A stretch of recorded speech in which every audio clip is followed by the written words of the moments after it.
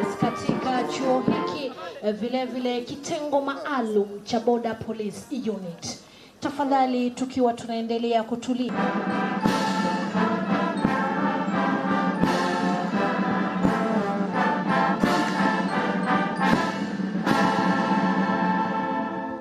Tusimame wa Kenya, tuzingatie maadili ya afya, osha mikono, vaa maski, epuka vikao, weka social distance.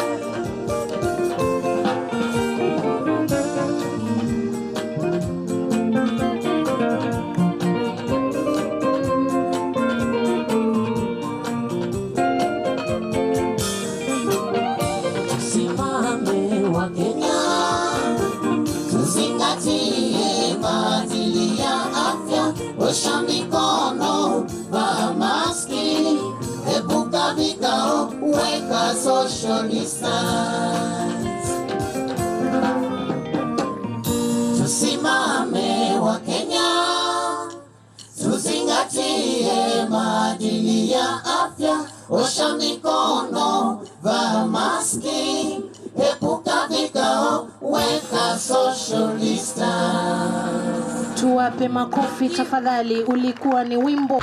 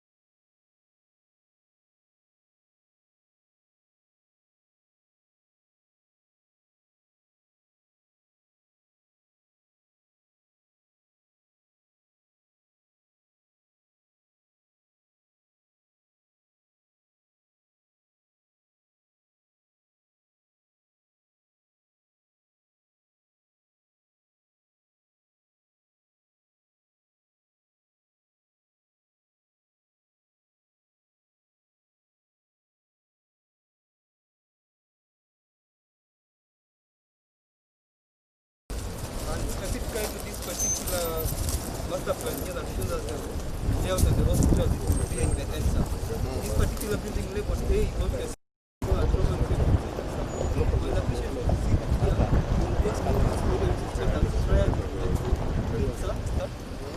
how many beds? Boosting a capacity of 80 beds each.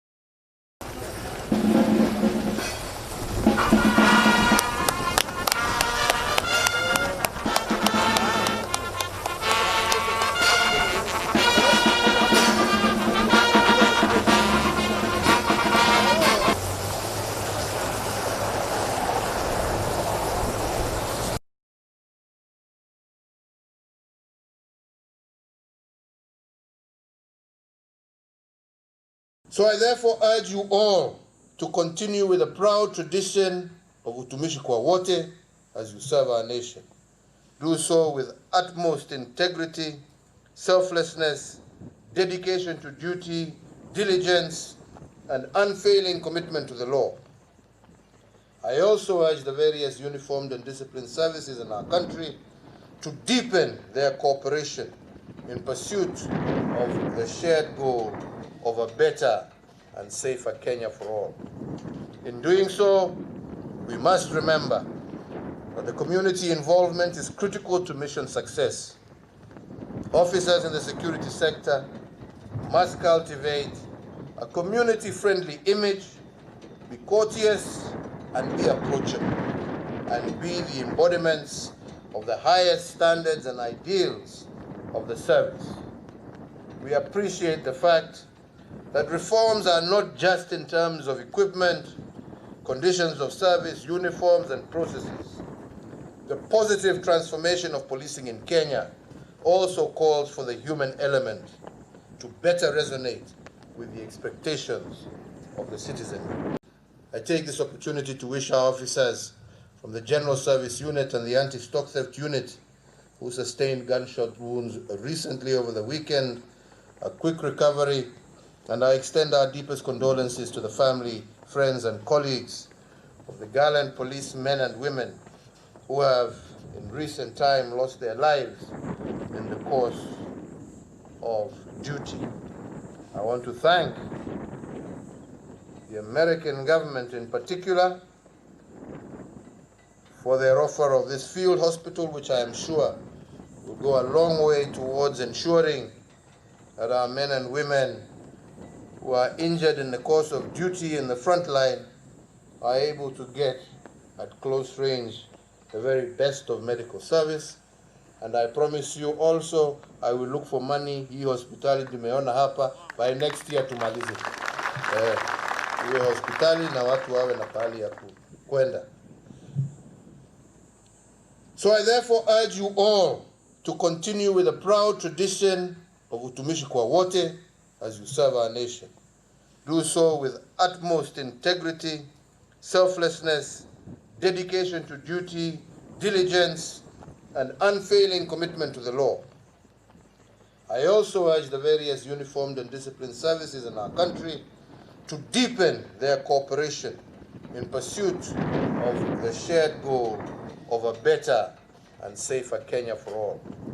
In doing so, we must remember that the community involvement is critical to mission success. Officers in the security sector must cultivate a community-friendly image, be courteous and be approachable, and be the embodiments of the highest standards and ideals of the service. We recognize the importance of security in the realization of peace and sustainable social economic development, and this is the reason I have paid particular focus on the security sector since coming into office. Indeed, from 2013, the sector has witnessed significant enhancements in resources allocated, personnel recruited, terms of service improved, as well as the provision of higher grade equipment. And my government is and will continue implementing our reform agenda for the security sector, which will now receive an even greater impetus as Kenya implements dynamic changes to our social contract as anchored in our supreme law. I have on numerous occasions reiterated my government's commitment to enhancing the capacity and capability of our security agencies, particularly the police. We understand that in a dynamic operating environment characterized by emerging asymmetrical threats, investment in modern technology and cutting-edge training is instrumental for 21st century law enforcement. We also recognize that our security agencies must act in a coordinated and harmonious fashion in order to be effective. And it is for this reason that under my administration, the security sector has witnessed greater synergy and greater usage of the multi-agency approach. since you became president in 2013, the unprecedented changes that we have seen in the security of our country and the level of investment that has gone into the security sector is accurate testament to your level of interest and focus in securing our people, our property, and the country. Your Excellency, you don't just come to our functions perfunctorily just to do a touch and go. I have been witness to how you spend hours on end focusing on matter security and how you pay attention to the minutest detail on the things that we do in the security sector. Your Excellency, I want to assure you, sir, that we will strictly follow the instructions you have given us, that we use the resources that the people of Kenya have entrusted the government with in an effective manner. And some of the things that have happened in this institution are evidence, Your Excellency, that we are following the line that you have drawn for us, that we use the meager resources we have responsibly. I thank you, sir, because you are the one who singularly led the discussions, and you have strengthened and sustained the partnership with the US government, the British government, the Australian government, and the others who are investing and working with us in the security sector. We do not take this for granted. I want to ask all of you, my colleagues who are here today, especially those of you who are in the decision-making community, the Inspector General and the others, that one way we can say thank you to our President is to continue to invest carefully in the men and women in uniform who are taking care of our borders, to use the resources that we have been given very carefully, and to care for these people. And I may ask a rhetorical question. If His Excellency, our President, is able to pay as much attention as he does to the work we do, how much more it is important for us to spend time and pay attention to the men and women in uniform before us who have been entrusted to us to guide and to lead. So I want to ask you, my colleagues, that we are in the hands of an extraordinary framework of leadership, a president who's hands-on and who has demonstrated clearly the way we should go. And we should not just say we are respecting him and following him in word, but we should also do so in deed. So, sir, I assure you that we will do the best we can to ensure that we take care of these men and women that we have been entrusted to lead. And Your Excellency, on behalf of the citizens of this country, because other than having the singular privilege of serving in your cabinet as your minister, I am a very proud citizen of this country because of my president and because of the men and women we have in uniform in this country. We thank these people. Our country is much more safer.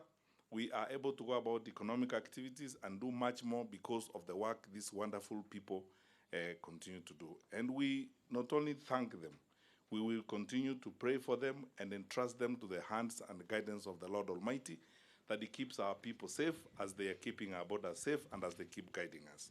It is within 20 days you have afforded to come and grace the National Police Service occasions, starting from 2 weeks ago, where we had similar gathering in Magadi, where you officiated the passing out of 197 General Duty Special Unit.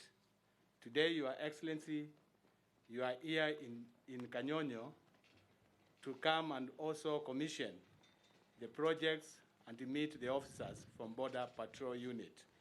This is a very clear indication of your commitment, Your Excellency, on the National Police Service participation and operation in the northeastern region and operational area. What I would like to commit to you, Your Excellency, it is we are very committed to ensure that what we have led us and guided us in terms of operation along the border with Somalia, that we are going to achieve your expectation, Your Excellency. I would like to thank you once again, Your Excellency. You have supported National Police Service, particularly matching the training and equipment. And this is a true testimony. You have seen that the security along our border has changed tremendously because of the seriousness you have shown to this team, and they have committed themselves, and the results are very clear.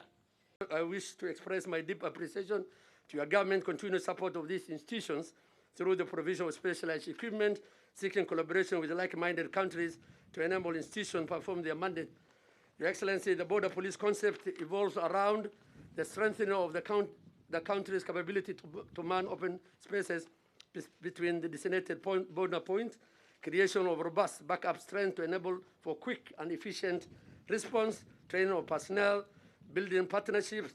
On this point, Your Excellency, the synergy between KDF, KRA, immigration, and the police is emphasized, whereas regionally the continued training with the neighbors give us an edge to swiftly interdict cross-border crimes through the license created by the Ministry of Foreign Affairs.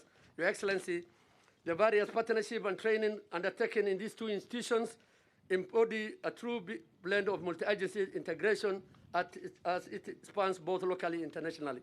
Locally, Kenya Defense Forces, Your Excellency, train some of our officers through communication. They also train our Amaras here, over 27 officers from this institution are undergoing training in Kawa Barracks through Amari training by the KDF. We also conduct joint patrols once our officers are deployed. Also, National Intelligence Service train our officers, the SOG, and we have information sharing. Immigration, we work together, and KDF, Kenya Revenue Authority, in terms of training and strategies to interdict aliens and contraband goods. Your Excellency, the Director of Criminal Investigation also trains our officers on counter-IED training. National Youth Service have assisted us in terms of construction equipment, which we have seen today, and fortification of our camps without paying any dime, Your Excellency. And therefore, we thank the Director General who is with us here today. Internationally, the US government and the British government offers equipment and support training to our officers. The campus also offers opportunities to neighboring countries like Uganda, Tanzania, and these neighboring countries, where police officers are trained together at our regional training center on personnel who work in respective borders, especially to improve our information sharing once we are deployed along these borders. Your Excellency, these engagements have resulted in improved operation capabilities, having an operationally robust border police service, and the country having a professionalized border management strategy. On this particular important, Your Excellency, we have been our ability to put a stop of various criminal and terrorist-related activities along our border. I therefore note with satisfaction that the vehicles and facilities you have commissioned today will go a long way to assist these officers improve their service delivery to the people of Kenya. While we are proud of the role our assistance has played in improving the capabilities of the BPU, the lion's share of the credit for their accomplishments belongs to the visionary leadership provided by the Director General, DIG Gabo, and Commandant Adan, and of course, to the brave, resourceful, and dedicated men and women of the BPU. I know you are very proud of them and grateful for their dedicated service and selfless sacrifice. While we work together to overcome a new enemy in the coronavirus, we recognize that the old shared scourge of terrorism remains, and that a motivated and resilient enemy is intent on visiting harm to Kenya and the Kenyan people. The donation we are celebrating today is just a small part of our broad and deep assistance efforts, and a symbol of the importance the United States places on the strategic partnership we enjoy with Kenya, as well as the deep friendship we enjoy with the Kenyan people. The 35 tactical vehicles we are providing through the generous assistance of the Department of Defense of the United States to the Border Police and the Border Police Unit Training Campus will help the BPU secure Kenya's borders and protect Kenya's valuable resource, its most valuable resource, and that is its people. The donation of 131 million shillings in vehicles and equipment is part of a larger 3-year, 1 billion shilling assistance package provided by the United States to the BPU. This donation will help improve BPU mobility on the border, improve firearms proficiency, and build training capacity for new officers, and provide superior conventional weaponry for the BPU to protect and defend Kenyans from terrorist organizations and violence.